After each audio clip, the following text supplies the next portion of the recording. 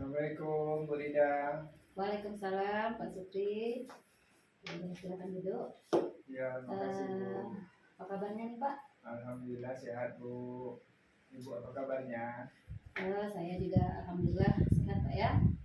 Nah tadi katanya ada yang mau diceritakan. Ya. Ada Bu. Saya ada sedikit kegundahan lah istilahnya tentang kurangnya disiplin anak-anak kita di semester kemarin. Kita kan lagi mau ngadepin tahun ajaran baru nih. Itulah yang saya risaukan, bagaimana supaya anak-anak kita ini kedepannya tidak lagi seperti yang kemarin. Oke, jadi saya bisa menangkapnya dari apa yang seperti katakan tadi. Ternyata Pak Supri merasa gundah ya, menyambut tahun ajaran baru, di mana tingkat disiplin anak-anak kita kemarin sepertinya belum maksimal. Oke, nah kira-kira dari percakapan ini apa yang Bapak dapatkan? Saya ingin mendapatkan solusi bagaimana supaya anak-anak kita disiplinnya meningkat, sebenarnya tidak ada yang terlambat lagi karena tepat waktu bertanggung jawab dengan tugasnya. Oke, berarti saya bisa menangkap lagi bahwa Bapak menginginkan solusi bagaimana nantinya disiplin anak-anak ini bisa meningkat lagi Pak ya. Iya. Nah, baik. Oke, kalau seandainya kita skalakan nih Pak dari 1 sampai 10, tingkat disiplin anak-anak kita ini menurut Pak Supri masih di level berapa? Antara kalau menurut ya seperti yang saya amati mungkin sekitar 6 atau 7 lah gitu. 6, antara 6 dengan 7 lah gitu. Masih 6 iya. ke 7 Pak ya? Iya. Nah, kalau Bapak inginkan terjadinya perubahan, ingin berada di level berapa? Kalau kita pengennya tentu pengen yang sempurna ya, sempurna 10. Iya. Ya, tapi meningkat dari ke 9 sudah luar biasa. Berarti artinya memang inginnya adanya perbaikan Pak ya. Iya, nah, kedepannya untuk disiplin anak-anak ini lebih meningkat lagi di angka 9 lah Pak ya. Iya, Oke, nah kalau menurut Pak Supri anak-anak yang disiplin itu seperti apa? Ya, kalau gambaran ideal kita anak-anak yang disiplin itu kan yang kehadiran tepat waktu, misal masuk jam 7.15, sebelum itu dia sudah ada datang di sekolah gitu ya. Kerjakan tugas misalnya, yang dikasih guru semua selesai tepat pada waktunya gitu kan. Begitu juga jam pulang, tidak ada yang pulang sebelum berbunyi, dan mengikuti segala kegiatan yang ada di sekolah, baik kegiatan ekstra maupun ekstrakurikuler. Kan itu ideal gambaran jalan ini. Oke, berarti artinya anak-anak kita ini mematuhi ya Pak ya, Ya, nah semua tata tertib yang ada di sekolah kita ya. Oke, nah menurut pengamatan Pak Supri selama ini yang menyebabkan anak-anak itu kurang disiplin apa? Sebetulnya dari pembinaan yang kita lakukan Bu, itu sudah ada beberapa gambarannya penyebab anak-anak yang tidak disiplin.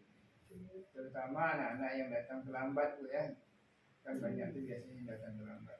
Dari pembinaan yang kita lakukan ada beberapa penyebab. Yang pertama, kebanyakan umumnya itu gara-gara bangun kesiangan. Terus ada yang memang kendala di kendaraannya di jalan, ban bocor, jadi kerusakan dan sebagainya. Terus ada juga yang memang rumahnya jauh dari sekolah. Itu berdasarkan identifikasi yang dilakukan. Berarti ada berbagai macam alasan ya Pak ya yang membuat anak-anak ini masih melakukan pelanggaran dari disiplin itu sendiri. Ada tadi yang Bapak bilang yang kesiangan, kemudian ya situasi di jalan mungkin Pak ya, masalah kondisi kendaraannya, kemudian yang memang jarak rumah yang jauh. Oke, nah dari pengamatan Bapak tadi yang menyebabkan anak-anak disiplin, kira-kira usaha apa yang sudah pernah Bapak lakukan? Ya, banyak juga usaha yang sudah kita lakukan ya, terutama melibatkan warga sekolah ya. Anak terlambat kita panggil dinas secara individu, melibatkan guru mata pelajaran, melibatkan wali kelas, melibatkan guru BK. Nah itu yang kita lakukan, tapi hasilnya memang belum maksimal.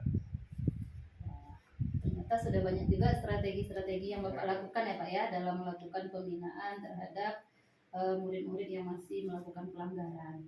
Nah, kalau dilihat tadi kata Bapak apa istilahnya tadi yang menyebabkan itu banyak murid bangun kesiangan ya Pak ya, Iya, betul. yang membuat anak sering terlambat gitu Pak ya.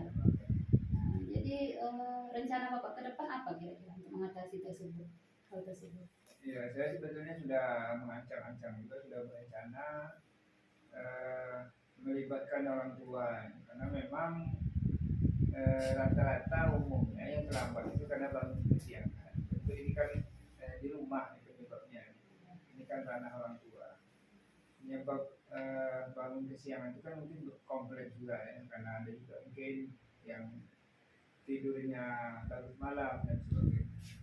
Ini rencana ke depan saya adalah bagaimana meningkatkan kerjasama dengan wali murid supaya untuk pengawasan di rumahnya lebih ketat lagi, sehingga tidak ada lagi anak yang alasan lambat karena bangun kesiangan tadi. Menurut Bapak, apakah rencana yang bakal Bapak lakukan itu bisa dilakukan? Iya, insya Allah bisa Bu. Nah, yakin ya Pak ya? Ya, Karena berarti kita harus melakukan koordinasi juga dengan orang tua murid. Iya. Karena kalau di rumah otomatis kan orang tua murid yang lebih banyak tahu masalah anaknya Pak ya. Betul-betul. Yang menyebabkan anak mungkin terlambat datang ke sekolah atau hal-hal yang lainnya. Nah, jadi kapan itu bisa Bapak lakukan? Secepatnya mungkin dalam 2 atau 3 hari ini akan dipetakan dulu ya, dicari dulu lambatnya siapa saja, penyebabnya apa saja, baru kita akan itu tadi kita laksanakan. Nah, kira-kira pihak mana saja mungkin yang bisa membantu dalam proses rencana yang Bapak rencanakan tadi? Ya, tentu kita perlu kolaboratif dengan sesama rekan sejawat ya, dengan sesama insan di sekolah ini. Tentu kita sangat perlu untuk berkolaborasi. Yang bisa membantu kita sama wali kelas ya, mendata anak-anaknya yang sering terlambat atau yang bermasalah itu. Guru BK juga begitu, kita perlu nanti mendampingi pada saat memanggil orang tua, sehingga tidak ada miskomunikasi antara kita dengan orang tua. Yang kita sampaikan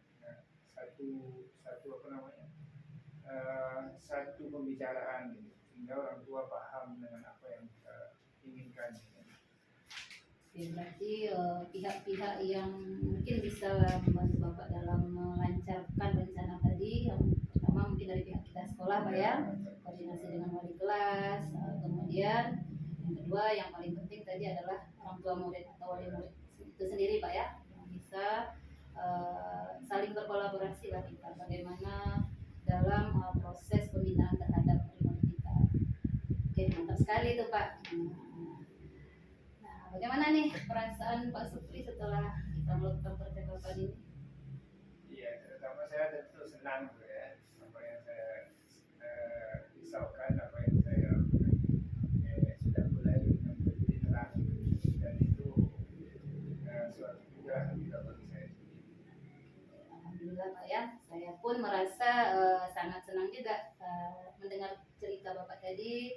Ternyata Bapak bisa menemukan sendiri solusi dari kegundahan Bapak tadi mengenai masalah permasalahan siswa yang masih kurang disiplin.